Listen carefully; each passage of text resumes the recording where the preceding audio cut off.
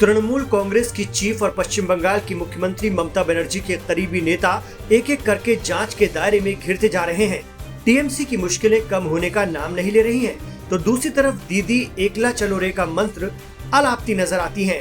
TMC के नेताओं के खिलाफ ईडी के छापों के विरोध में बीते गुरुवार को ममता ने प्रेस कॉन्फ्रेंस बुलाई, लेकिन इसके कुछ घंटों बाद ही उनके एक और भरोसेमंद ज्योतिप्रिया मलिक उर्फ बालू को प्रवर्तन निदेशालय ने गिरफ्तार कर लिया।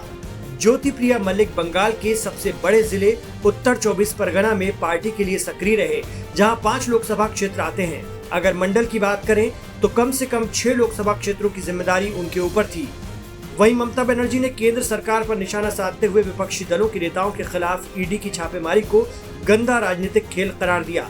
बनर्जी ने कहा, क्या अत्याचार, क्या अनाचार चल रहा है। लोकसभा चुनाव से पहले देश भर में विपक्षी नेताओं पर ईडी के छापे के नाम पर भाजपा गंदा खेल खेल रही है। मैं पूछना चाहती हूं कि भाजपा के किसी नेता के आवास पर क्या ऐसी एक भी छापेमारी हुई है। मुख्यमंत्री ने मलिक के कोलकाता स्थित आवास पर छापेमारी के दौरान उन्हें कुछ भी होने पर भाजपा और ईडी के खिलाफ पुलिस मामला दर्ज करने की धमकी भी दी। उन्होंने कहा कि मलिक अस्वस्थ हैं, अगर ईडी की छापेमारी के दौरान उन्हें कुछ हुआ तो मैं एफआईआर दर्ज कराऊंगी। बता दें कि ये पहली बार नहीं है जब ममता के किसी करीबी पर केंद्रीय एजेंसी का शिकंजा कसा हो। 2015 से ही ममता अपने आसपास के मजबूत पिलर्स को एक के बाद एक टूटते हुए देख रही हैं। पिछले 8 साल में उनकी करीबी मंडली के 11 भरोसेमंद लीडर्स जांच के दायरे में हैं। इनमें कैबिनेट मंत्री, सांसद, विधायक और संगठनात्मक दिग्गज शामिल हैं, जिन्हें सीबीआई और ईडी की ओर से विभिन्न भ्रष्टाचार कुछ हमारे पास वापस आए हैं मगर टूटे हुए हैं। हालांकि दीदी ही हमारी महाशक्ति हैं।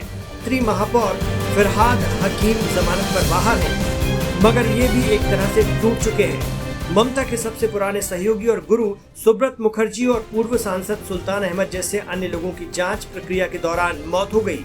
दीदी इनकी मौत का ठीकरा केंद्रीय एजेंसियों और जांच पर फोड़ती रही हैं। अनुव्रत मंडल और ज्योतिप्रिया मलिक जैसे नेता टीएमसी के लिए बहुत अहम माने जाते रहे। ये लोग अलग अलग इलाकों का प्रबंधन, कैडर जुटाने और पार्टी के लिए फंड की देखभाल करने जैसे काम संभालते थे, लेकिन अब ये सलाखों के पीछे हैं। मंडल का पश्चिमी क्षेत्र पर अच्छा खासा प्रभाव माना जाता है, जिसमें बीरभूम, मिदनापुर, बांकुरा और पुरुलिया शामिल हैं। पार्थ चटर्जी दीदी के पुराने सहयोगियों में से एक रहे हैं। ये तृणमूल कांग्रेस की स्थापना के बाद से ही उनके साथ हैं, मगर अब लगभग 1 साल से जेल में हैं। टीएमसी चीफ के कई करीबी सहयोगी गिरफ्तार किए जा चुके हैं। साथ ही पार्टी के पूर्व महासचिव मुकुल रॉय और शुभेंदु अधिकारी जैसे कुछ लोग भाजपा में शामिल हो गए। इसको लेकर बनर्जी लगातार ये आरोप लगाती रही हैं कि केंद्र सरकार उनके खिलाफ बदले की भावना से काम कर रही है। उनका कहना है कि टीएमसी को तोड़ा जा रहा है और उनके नेताओं पर झूठे केस लगाए जा रहे हैं। रिपोर्ट के मुताबिक राज्य सरकार और तृणमूल कांग्रेस 2015 से अब तक 7 घोटालों में केंद्रीय एजेंसियों की जांच का सामना कर रही है। इन मामलों ने एक तरह से बंगाल को हिलाकर रख दिया है। इन केंद्रीय एजेंसियों में ईडी और सीबीआई अहम हैं।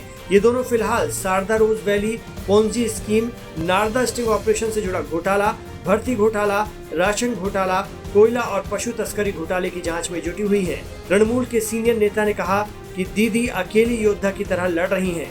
हम जानते हैं कि वो कभी झुकने वाली नहीं है। पार्टी के कई भरोसेमंद नेताओं का एक तरह से पतन हो गया है। कुछ हमारे पास वापस आए हैं मगर टूटे हुए हैं। हालांकि दीदी ही हमारी महाशक्ति हैं।